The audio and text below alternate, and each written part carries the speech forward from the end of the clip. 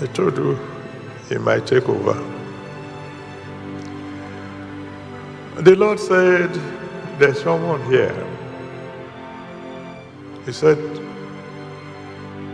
different doctors had given different opinions about your case. He asked me to tell you, it doesn't matter now because you're already healed.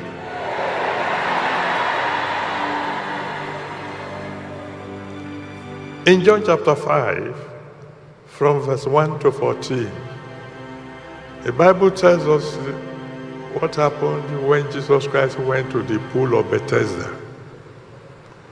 There were many people there, all of them desperate for healing. But when Jesus got there, he attended to only one fellow and left the others. Do you know that it is possible for him to heal everybody there? But he just decided to heal only one. That's why I asked you to pray a prayer at the beginning. God, if you are going to bless 3 people here tonight, let me be one of them. How many of you will say, God, let me be the one?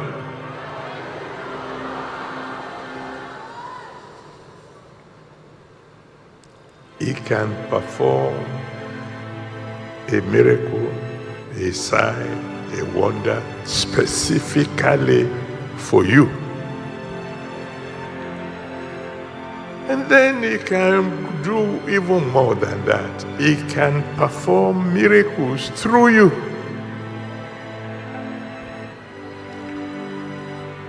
In Exodus chapter 14, you can read the whole story. When he was going to open the Red Sea, he performed the miracle through Moses.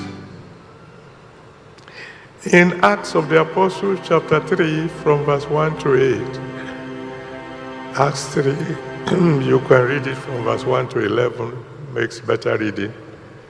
He performed a miracle through Peter, a fisherman. In Acts of the Apostles, chapter 19, from verse 11 to 12, Acts 19, 11 to 12, he performed a miracle through Paul, special miracles. So he can pick a fugitive,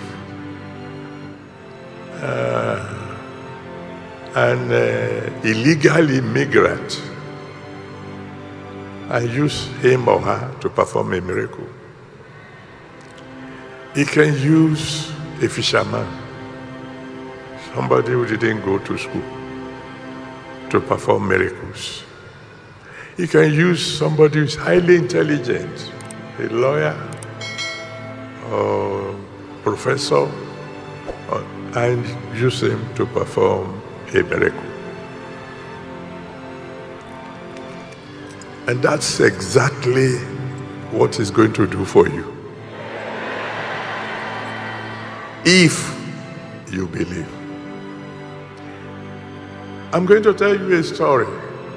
One of those testimonies, because I was talking to those of you who were here before, there are some testimonies that are difficult to believe, but no liars will go to heaven. And I don't need to tell you stories that are not true to impress you. You yourself, you will note before tomorrow morning that God has paid you a visit tonight. Some of you never had the testimony because it's difficult to share. I was a young man walking in Lagos, and she got a phone call that her sister living in Port Harcourt has died. When she heard, she said, please don't bury her.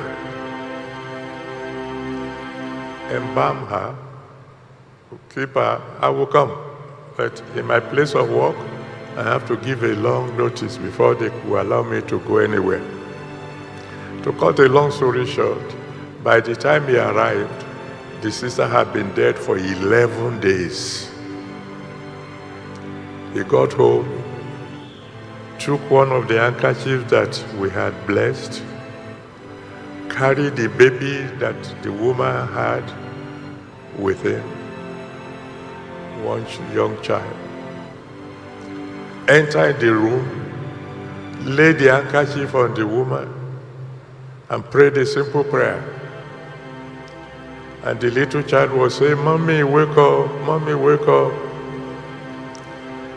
Of course, nothing happened, as you would expect, those of you in America. So, sadly, he turned.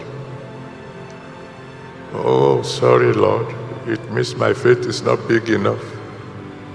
He turned to walk out of the room.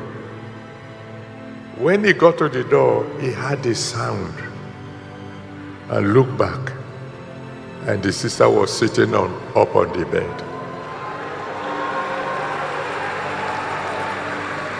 I know that will be difficult for you to believe. And do you know you're about to get a miracle that will be difficult to believe?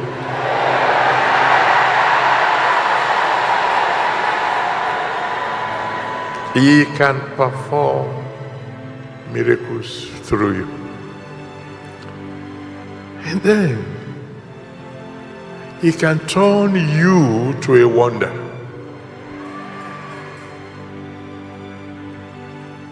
And when we hear testimonies, occasionally we ask, some of these things, are they true? Is it possible?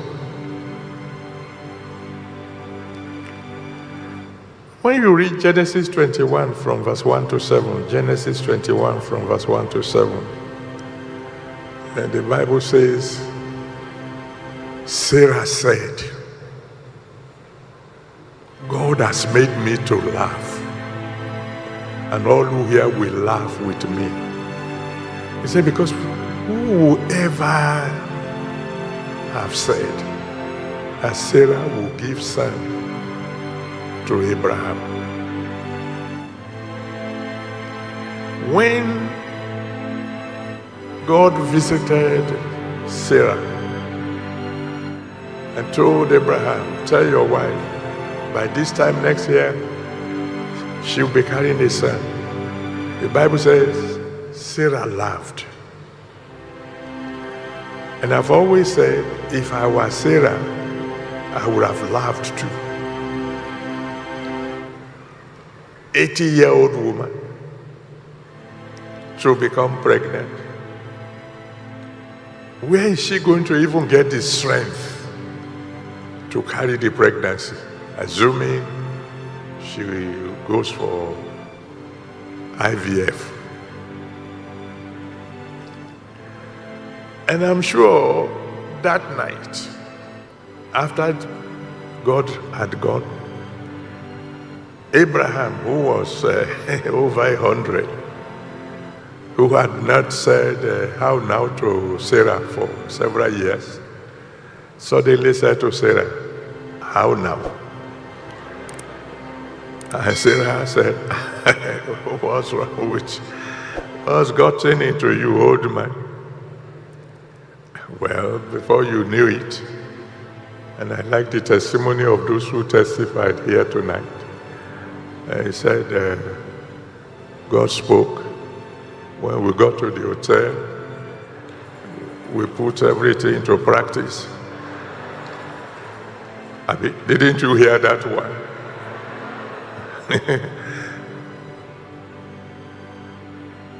Before they knew it, Abraham and Sarah were dancing tango inside the tent. I'm sure Sarah must be laughing that people outside must not know what is going on here. And all of a sudden, she became pregnant. And the people around saw the belly coming out, and they thought Mama Sarah had eaten excess, what do you call him now? Excess